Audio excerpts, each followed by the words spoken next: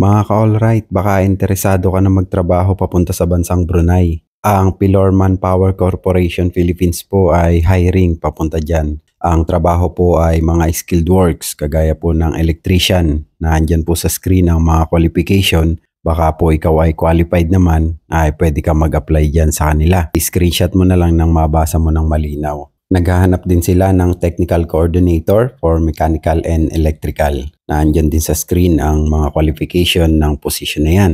Naghahanap din sila ng air conditioning technician. Baka ikaw ay may experience dyan. Mag-apply ka na, ka-alright. Kung ikaw ay interesado dyan sa mga position na yan na aking binanggit, mag-apply ka na. Mag-send ka ng iyong resume dyan po sa email na nasa screen. Meron din silang contact number dyan. Pwede mo silang tawagan para i-follow up yung iyong application. Ano po? Huwag ka nang mag-walk-in dahil baka masayang lamang yung iyong pagod. Sapagkat hindi po sila available for walk-in applicants dahil sa marami nga po ang nag-apply sa ngayon. Ano po? So, ayun. Sana makatulong sa iyo ang maikling video na to. Kung sa tingin mo nakatulong, pwede po ba paki-heart and share mo ka, alright? At paki-follow na rin ang aking Facebook page. Ako nga po pala si Alright PH, ang warehouse worker dito po sa bansang Croatia.